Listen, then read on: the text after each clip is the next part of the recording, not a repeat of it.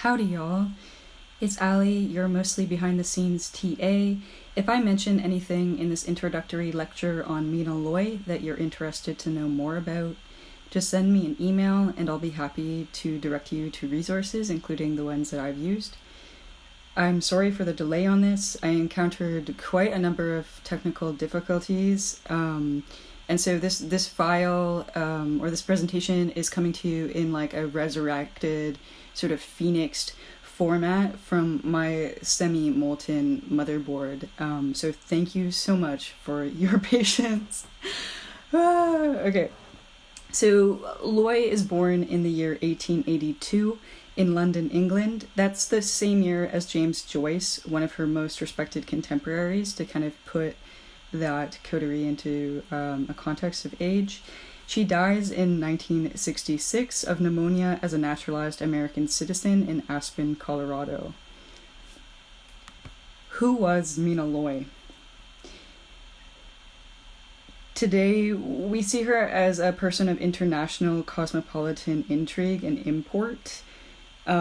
She's just a phenomenal modernist figure. So she's known for her involvement with the avant-garde arts movements, particularly in Paris, Florence, and New York at the turn of the 20th century. She is superficially, I think, often seen as simply as a female libertine kind of figure, which is not wrong, but I think it's really important to look at her work intertextually to see where and how her choices were not easily won.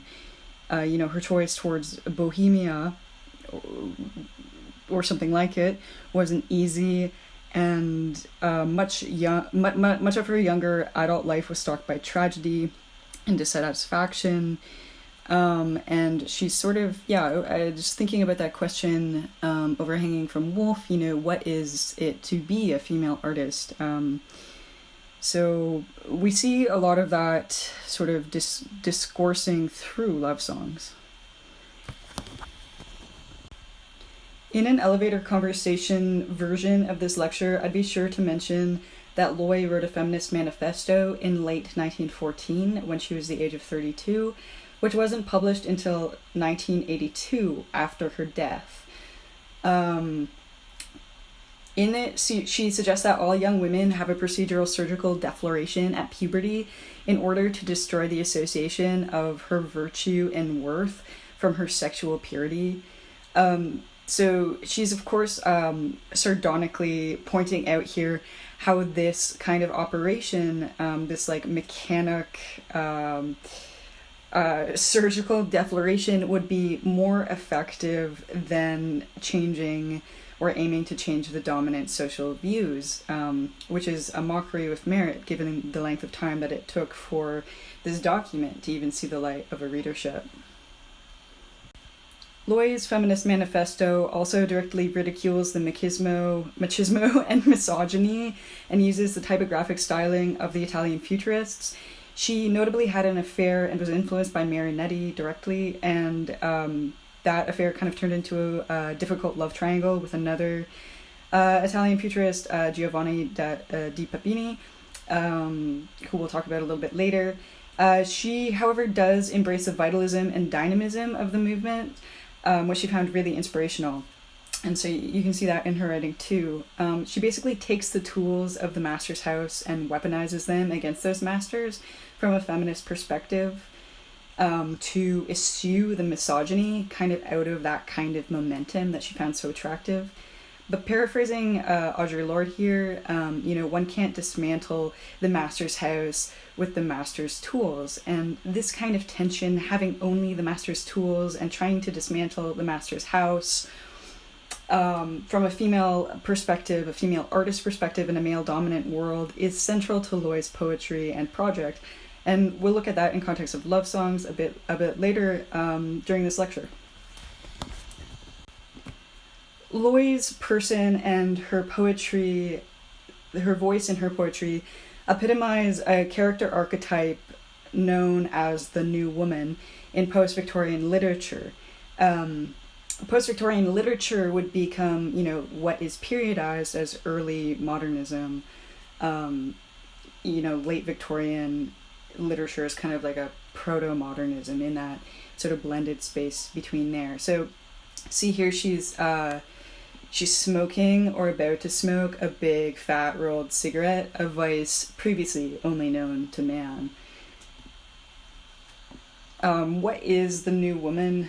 The term describes a type of female character who engages radical independence as reflected in her behavior, attitudes, ideas, and fashion choices, all with an aim to push against the limits and exclusions placed on women by male-dominated society. A new woman is independent, sensitive, intelligent, capable, and a little bit risque. The term is often linked to the novelist Henry James for his characters around the time who were new women, like Daisy Miller of 1878 or Isabel Archer of 1881. Sometimes new woman is said to be coined in association with playwright Henrik Ibsen. If you're familiar with Nora Helmer, his character from A Doll's House, a play written in 1879, that character is a new woman. Spoiler alert, she leaves her family at the end. That's the kind of subversive female character thing that was happening in literature of the moment. So we can see that, this happening kind of in literature as very much concurrently to Mina Loy's life. She's born right in the heart of this sort of shift in sensibility. So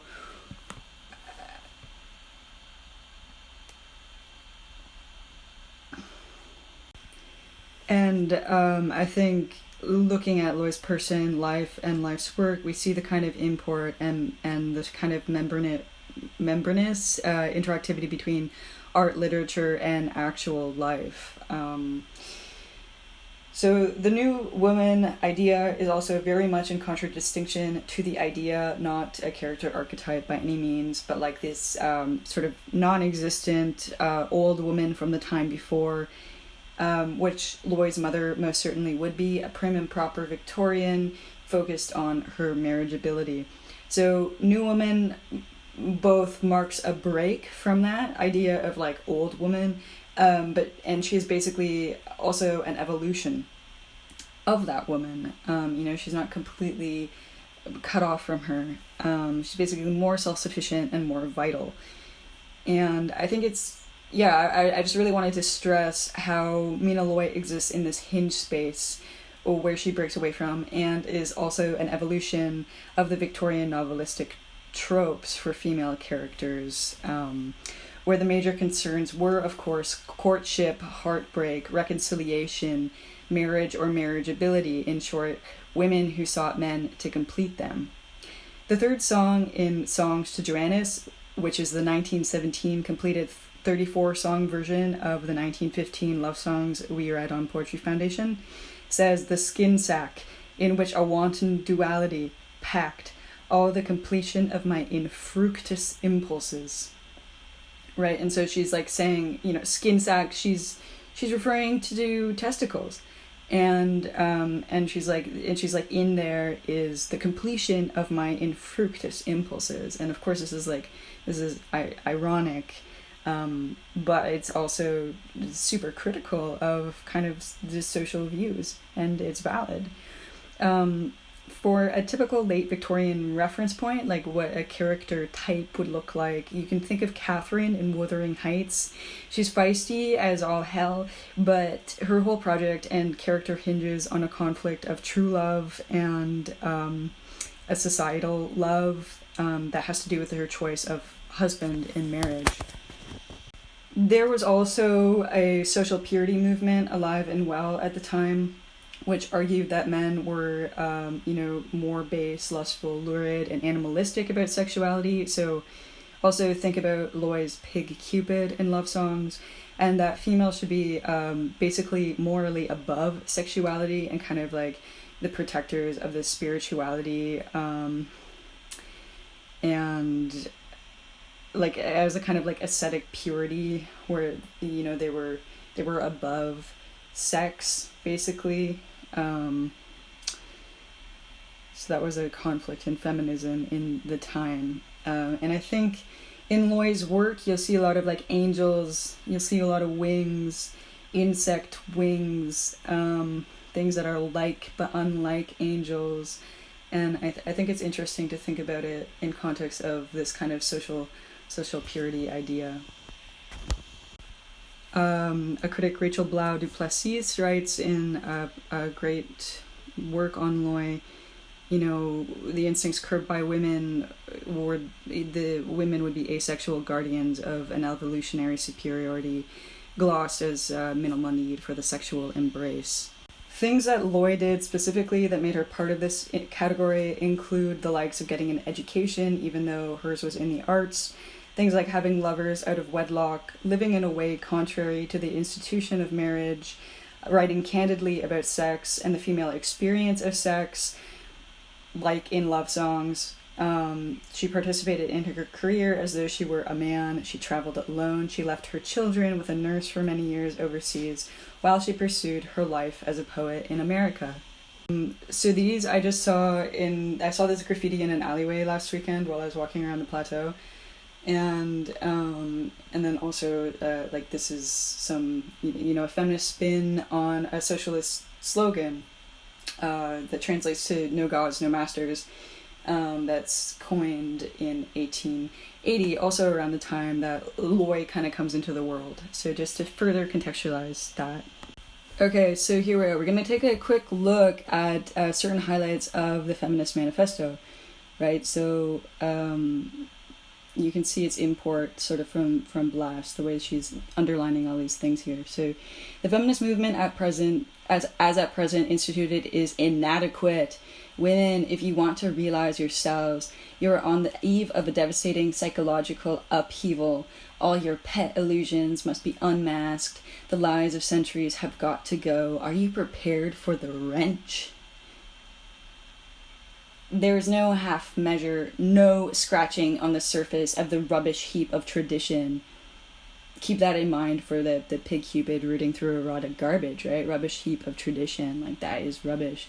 The erotic garbage, rubbish, will bring about reform. The only method is absolute demolition. And yeah, I want to bring back this idea of the absolute demolition in terms of just, in the version we read, it said sifting, but silting, kind of like the destroying the appraisable. Okay.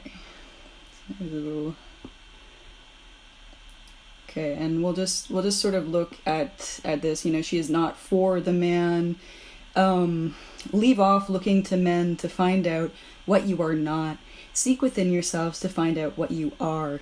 As conditions are at present constituted, you have the choice between parasitism, prostitution, or negation. And for Loy, that's not good enough. The only point at which the interests of the sexes merge, the only point at which the interests of the sexes merge is in the sexual embrace. Okay, that also comes up in love songs. I think this sort of collision, this idea of the collision being where things can merge. All right, therefore, the first self-enforced law for the female sex as a protection against the man-made bogey of virtue, which is the principal instrument of her subjection, would be the unconditional surgical destruction of virginity throughout the female population at puberty. The value of man is assessed entirely according to his use or interest in the community. The value of woman depends entirely on chance, her success or insuccess in maneuvering a man into taking the lifelong responsibility of her. Women must destroy in themselves the desire to be loved. The feeling that it is a personal insult when a man transfers his attentions from her to another woman.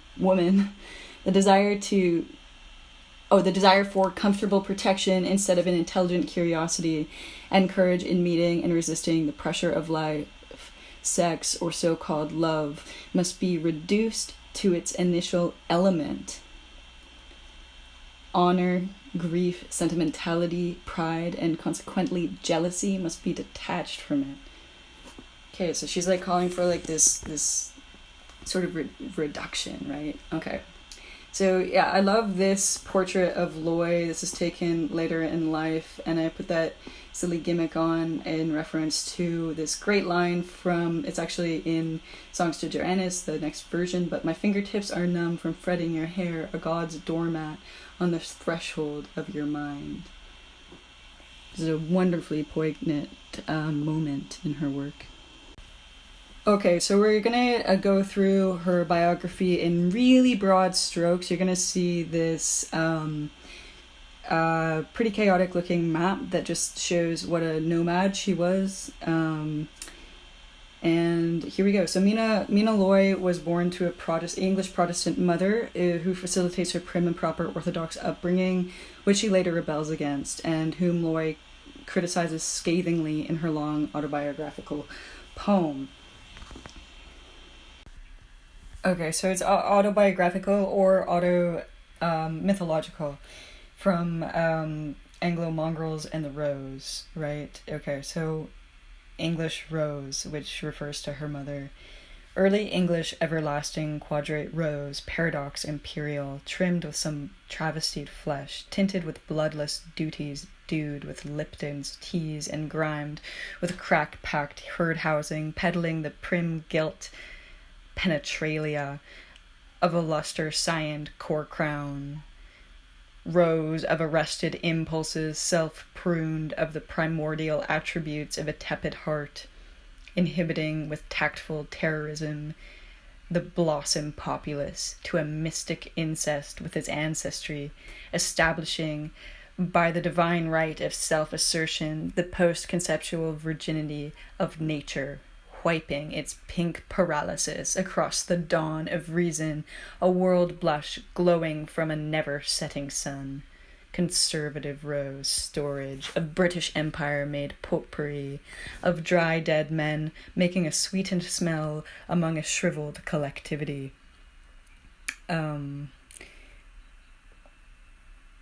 Just scathing. Mina Loy is more of what we might call a daddy's girl. Her father is a Hungarian and Jewish tailor who left Hungary due to rising anti-Semitism. He dotes on Mina, which is why and how she's sent to art school in Munich for painting when she's 18, even though it was uncommon for girls to receive any kind of formal education. When she returns home the following year, she feels completely stifled after her taste of freedom and develops what would then be called neurasthenia, a variety of psychosomatic ailments. She goes to another art program in London and then eventually leaves home to go to another art school in Paris, where she meets her first husband and they marry, giving her another kind of independence from family home life. She and her husband meet and hang out with Gertrude Stein, who's moved from America to Paris in the same year Loy has come from London. They have their first child together, who dies in infancy from meningitis only a year later. Mina is sick with grief from this and begins psychoanalysis.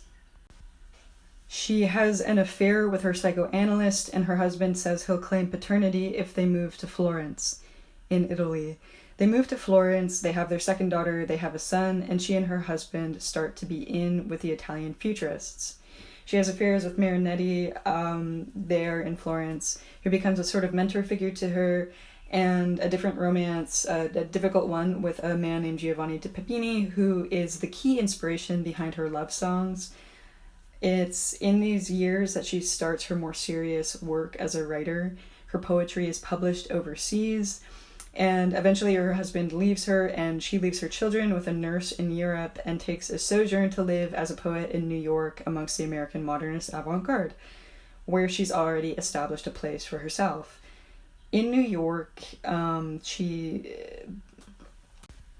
Okay, so here are some of the products of her various art school education. So yeah, you can already see this sort of ephemerality and this focus on faces. You know, she is just, and you can tell by her lovers too, she's attracted to these faces, these beautiful faces. Okay, so there's that. Here's another scene. So just quickly to give you an idea of her sort of sensibility here.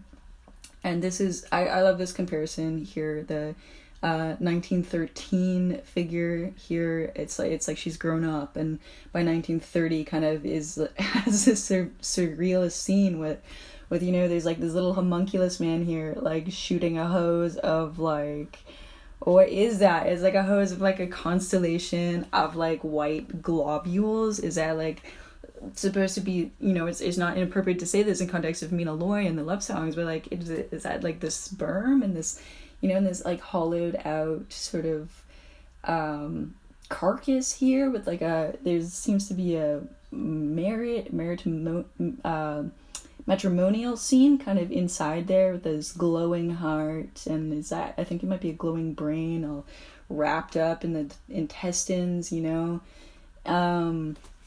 it's a lot going on in that one. It's wild. And in a lot of ways she takes after her father. She does these designs, and she designs hats. She sells hats at one point to supplement her poet career. And then this is like a later painting. You just see the kind of motifs that carry through stars.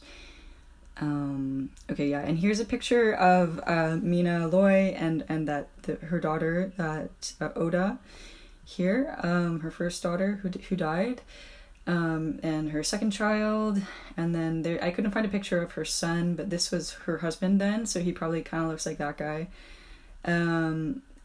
She has one other child that we haven't gotten to yet in her biography, who lives a long life, happily. Okay, so we're sort of at this point. She's left Florence. She's gone to do her sojourn in America. I love this picture of Loy, and I think this sort of year, 1917, she's just about to start selling lamps. She's further seeking and receiving publication. She's creating quite a controversy due to her frank narrations and willingness to discuss female sexuality point blank. Her grammatical innovations, like privileging spaces between words to sort of represent an unconsciousness. She uses whole lines of dashes, super unconventional, which I think I would like to know your thoughts on them. But it seems like they merit sort of horizontalized readings or tectonic plates sort of shifting or something along those lines. Love songs, and more so songs to Johannes, is what she's working on in these years. So songs to Johannes, the full-length version, it comes out in this year, and she feels proud of it, and it has been argued, and it shows that it is structured sort of the expected narration. It's expected for a long poem to kind of have like mutually communicative images within it that kind of all fall back on each other and create some kind of narration with a climax, and that's been criticized for being like a representative of the male sexual situation, like a singular climactic situation.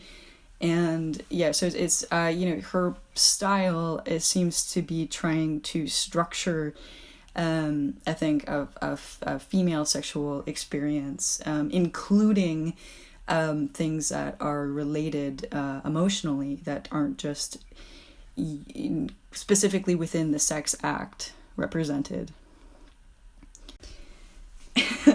Yeah, sorry, this is like just like redoing the lecture. I'm sorry if it's garbled at all at any point, if I just start sounding like slaw.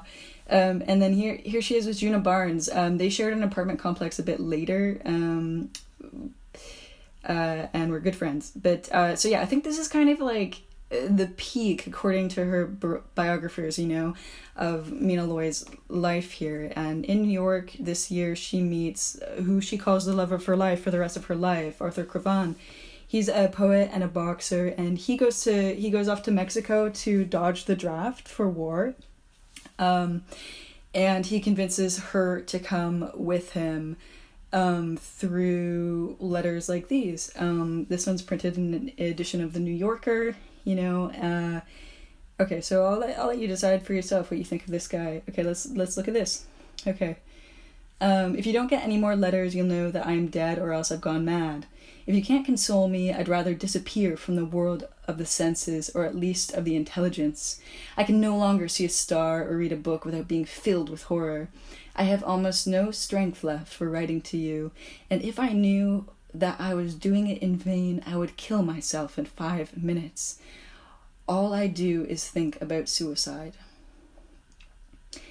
If you do come, I swear to you on my eternal soul that I will never cause you pain, and that your life will be sweeter than that of any other woman. Forget the past.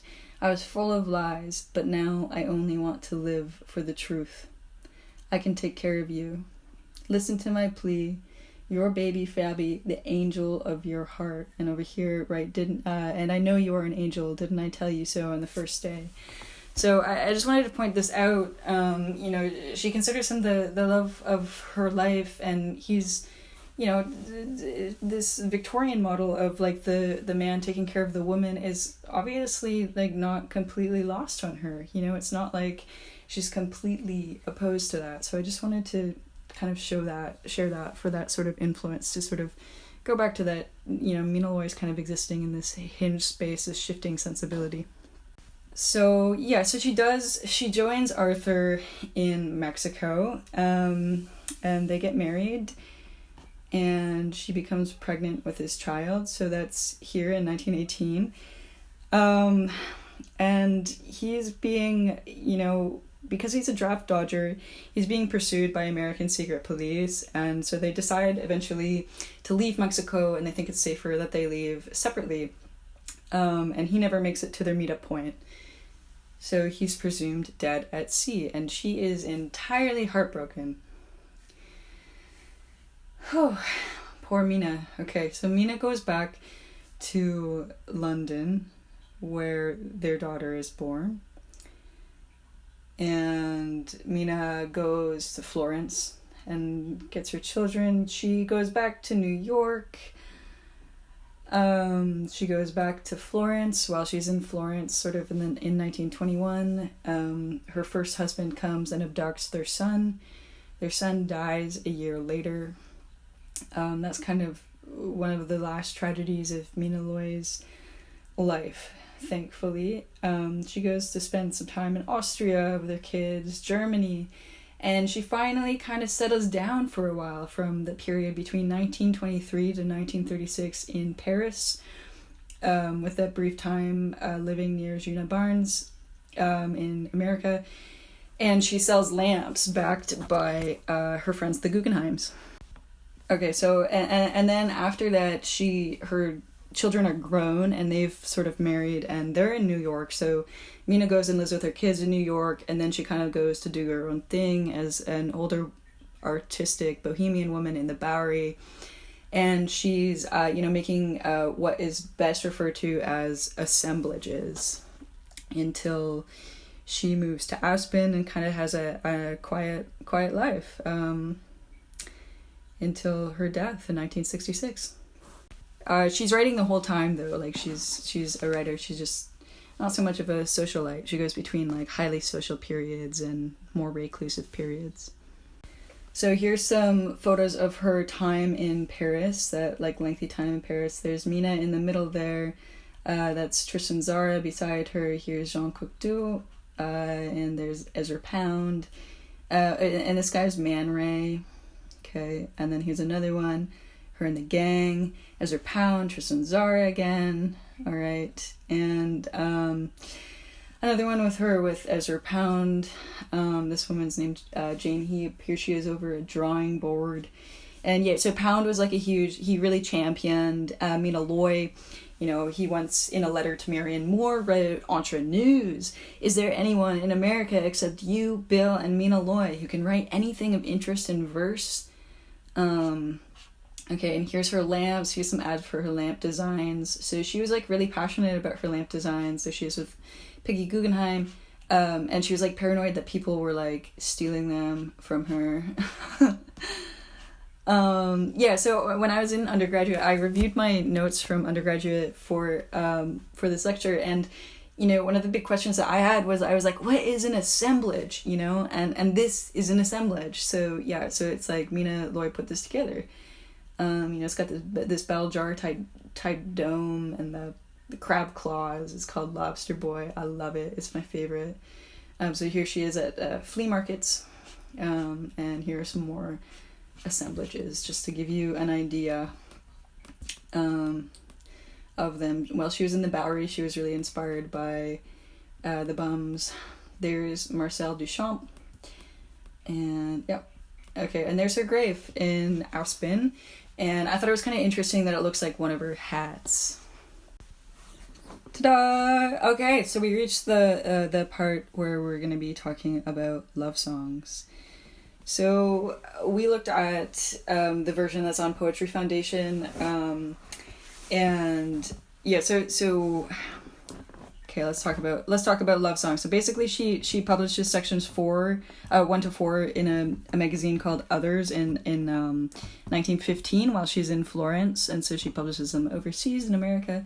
And then when she's in New York, 1917, she publishes the full version, like the completed edition, Songs to Joannis, which is 1 to 34 songs in Others, who prints it as a full issue. It can be confusing because poets, there's not like one definitive version, and typos are made by the printers, and then edits are made between printing. So this sort of suite of poems, or this long poem, in kind of sapphic fragmentation, it's published in 1915 as love songs, and then 1917 changes are made to it in its long 34 version, Songs to Joannis. And then she publishes a book that's known as The Lost Lunar Baedeker in 1923, with a selection of love songs in it. They also appear in the version of that book, which is printed in 1958.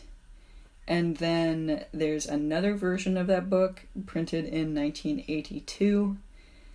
And then there's another version, which is a reclamation of the lost 1923 version in 1996. So, there are variations out there. The import of, I think, the ideology and the kind of experimentation that Loy is making across all of them is the same. And I'm just going to look between what we kind of had planned to read for this week and the full version of Songs to Joannis. Just because the Poetry Foundation didn't keep things like her attention to spaces, and there's a couple of word changes that I think would maybe make Mina Loy roll in her grave. But when I thought about that, I was like, she probably just rolls in her grave anyway. Maybe not. I mean, why would I say something like that? I don't have the authority to know that. Okay, so this is the man Giovanni Papini that she was having the affair with at the same time as Marinetti, aka Joannis. Joannis is a transliteration of the name Giovanni, and the one time that she mentions him in the full version, Songs to Joannis, it's a direct reference to Sappho. Here the moon is cold, Joannis, where the Mediterranean. She's got these dashes. I feel like they're like, holding out. That's what they seem like to me, like a holding out. I'm really interested to know what y'all make of the dashes. Another beautiful man with a beautiful face. Oh my goodness. Okay, so how do we describe Mina Loy's poetry most broadly? She's not Dadaist, she's not futurist, she's not vorticist, she's not imagist, she's not surrealist. But Ezra Pound did coin the term logipoia for the dance amongst the intellect, the dance of the intellect amongst words, to describe Loy's poetry. Okay, but so it's like, though she's not any of these things, she's also an assemblage of all of these things, right? So she does. So I would be interested also to see what parts of pieces of Loy, like if you wanted to take this up as a topic, what parts of Loy's poetry reflect Dadaist stylings, Futurist stylings, Vorticist stylings, Imagist or Surrealist stylings, and so I have some suggestions here. I think she does intuitive assemblages, uses vitalism, dynamism, like a sexual power is backing her work. There's cyclonic orientations, but not just one. I think she has many kind of cyclonic orientations going on, a multiplicity of them. An eye to essentialism. It's machine-like imagism. She has very vivid visuals, uses an economy of words. Logopoeia, of course, is coined to describe her work. Then subconsciousness exposing juxtapositions, and also just the actual mise en page, like those spaces that she uses. Those are surrealist techniques. But if at anything at all, she is for sure an avant-garde experimentalist, and she's very much ahead of her time. Some critics call her that she was excised as a premature growth, she came too soon. A lot of her work was very controversial at the time, and people were worried about her reputation as a writer. Her close friends, people thought that she was writing pornography. All right, so other traditions that love songs or songs to Joannes are working within is a sapphic lyric. These would be poems that are written to be accompanied by lyre. So Sappho's ode to Aphrodite. The speaker calls on Aphrodite to help her pursue the beloved. Same kind of thing is happening in Loy. And a Shakespearean anti-blazon. So Sonnet 130, my mistress's eyes are nothing like the sun. The blazon specifically being kind of an inventorying, comparing parts of the female body to jewels, celestial bodies, natural phenomenon, and other beautiful or rare objects. Okay, so there's a tradition for the anti-blazon. I'm just going to show you this picture of Charles Sorel in his burlesque anti-romance, and just so that you see, there's a Cupid on the brow of this figure. Loy was really concerned about the reception of her work. She has a wonderful correspondence around the time of the writing of love songs that sort of mark a trajectory of her being really nervous about them to her feeling really proud of them, over the course of a period of 2 years with her friend Carl van Vechten. And in one of those letters, she's like, why won't the Joannes songs publish? This is very sad. And why did Amy Lowell hate my things? Dear Carlo, I'm trying to think of a subject that's not sexy to write about, and I can't in life. And I love that, because I think that for Loy, she really saw that all life was kind of reducible to this kind of erotic embodiment, okay. Oh, yes, but Amy Lowell was so poetry was this big purveyor, this big new magazine that everyone should be in. And so I just think included this because who reads poetry anyway? And there is Hannibal Lecter reading poetry in prison. Okay. In the movie. Okay, and Rachel Blau du Plessis writes in the essay I quoted from before, Seismic Orgasm, these are not, it appears from their tonal differences, narratives of one erotic encounter, but rather 6 separate, distinct, and precisely noted representations of activities and attitudes that go with sex, with special attention to the similarities between the partners at the moment of pleasure when, according to Loy, male-female distinctions dissolve, yet a moment whose social and psychological context is precisely the dangers of that difference. Seismic orgasm. Okay, so let's look at the first song. I did what Professor Ross tends to do by highlighting some of the sonorific sibilances, consonances, assonances, You'll see that some of them didn't carry through in what was salvaged on my computer. That's okay. You know what this is about at this point. Okay. Spawn of fantasies, silting the appraisable, pig Cupid, his rosy snout rooting erotic garbage, once upon a time, pulls a weed white star-topped among wild oats sown in mucous membrane. Spawn of fantasies, silting the appraisable. Okay, that's the sibilance, trying to draw it out. Silting the appraisable pig Cupid, his rosy snout rooting erotic garbage.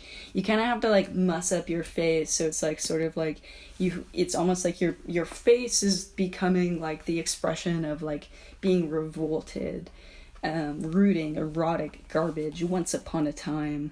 And you can see how there's an ambivalence to the direction of logic here, and it's like they're dancing. It's like the logic is dancing from line to line and creating the sense of the poem. I also think with Loy to point out how spawn of fantasies. It doesn't seem super obvious what she's saying there, right? Is that the address of the poem? Is she saying we are the spawn of fantasies? Is she addressing everyone? Is it just is she just depicting the image of the poem? Are the spawn of fantasies, whatever shape that they take, silting, so like turning into silt, the appraisable? And I see like one of the common things that's appraised is a diamond. That's often this ridiculous emblem of love. To give somebody the diamond ring. So I think that's kind of my reading of that that image there. Spawn of fantasies, silting the appraisable, pig Cupid, his rosy snout rooting erotic garbage. Completely anti-conventional portrayal of Cupid, and just scathing, and this idea of once upon a time being the fairy tale of marriage. Pulls a weed white star-topped among wild oats sown in mucous membrane. And yeah, she's like the length, looking at the jagged line lengths to the mucous membrane, like breaks up these sort of these hard P's and the sibilants, and it kind of makes everything sort of glom into that. And of course, there is also the huge juxtaposition in just vocabulary choice. Wild oats sown, that's the proverbial meaning to sow your wild oats is to like, go and inseminate far and wide. And then mucous membrane being like a scientific term that refers to the vagina or the uterus. I would an eye in a Bengal light, eternity in a skyrocket, constellations in an ocean whose rivers run no fresher than a trickle of saliva. These are suspect places. I must live in my lantern, trimming subliminal flicker, virginal to the bellows of experience. Colored glass. I think something that's really interesting going on here is the way that the pronouns are used in Loy as well. The I is almost like a character that the speaker is observing. I would an I in a Bengal light. I would be, I would want. Is this a play on I do, the marital slogan for eternity? A Bengal light, I've pictured it here. It's this blue signal flare, also a signal of danger. Eternity in a skyrocket,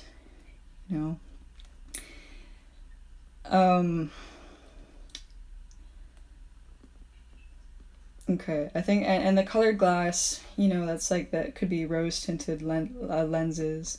And when we're here, I must live in my lantern, like, is she talking like the I must be in my lantern, or like I have to live in my lantern, and the idea of trimming the subliminal flicker, that's she's talking about an oil lantern, right? So you have to keep trimming the wick, and virginal to the bellows, the winds of experience. Blocked, being, I think she's thinking very much of, consciousness as this fire, this the eye of the Bengal light here. Okay.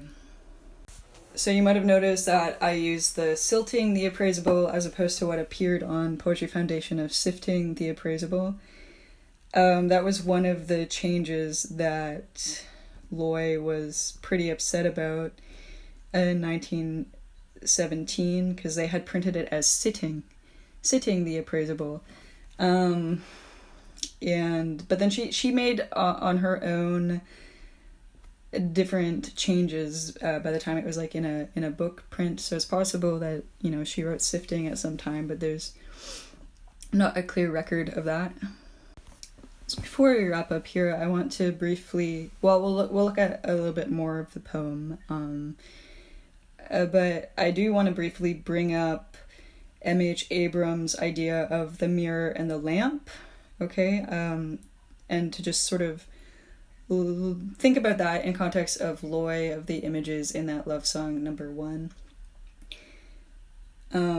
So on its publication in 1953, The Mirror and the Lamp, Romantic Theory and the Critical Tradition was greeted with as an instant classic. With fluid ease, Professor Abrams distilled the arguments of philosophers and critics from ancient Greece onward as he delineated a radical shift in aesthetics in the early 19th century, set in motion by poets like Wordsworth and Coleridge. The change was expressed by several ruling images, or constitutive metaphors, as Professor Abrams called them, chiefly the mirror and the lamp. For neoclassical writers like Alexander Pope and Samuel Johnson, writing in the 18th century, the essence of poetic creation was mimetic, or imitative. In Shakespeare's famous phrase, the poet held the mirror up to nature. The Romantics, by contrast, thought of the poet as a lamp, illuminated by an inner fire of spontaneously ignited feeling that made nature visible. By sifting through centuries of critical thought, Professor Abrams documented a remarkable turn in sensibility as writers began thinking of poetry in a new way, invoking the metaphors of plants, burbling fountains, or flowing streams to explain the creative process. Okay, so that wasn't written yet when Loy is writing this, but I think that's sort of the same, or that like she's already kind of caught on to that and then is already kind of ridiculing it in a way that I think sort of reprivileges the erotic and the body here. So yeah, she's talking about eternity, this idea of eternity in a skyrocket, constellations in an ocean. Right, constellations are usually in the sky. So is she talking about a reflection there, or like map points, whose rivers run no fresher than a trickle of saliva, right? So the trickle of saliva being like something that would happen in like a sex. I was like, well, no, it's totally a sexual image. A lot of these are. That's why they were so controversial. Okay, so in the love songs that we read, the second song goes, "At your mercy, our universe is only a colorless onion." So it's interesting to think about the way that she's using color, or non-coloredness. There's a lot of, I noticed a lot of red and blue. You'd a robe, sheath by sheath, remaining a disheartening odor about your nervy hands. Okay, the derobing is like, edible, or Oedipal, like a kind of like a code breaking idea. I think that she's criticizing there this idea that poetry is a code breaking.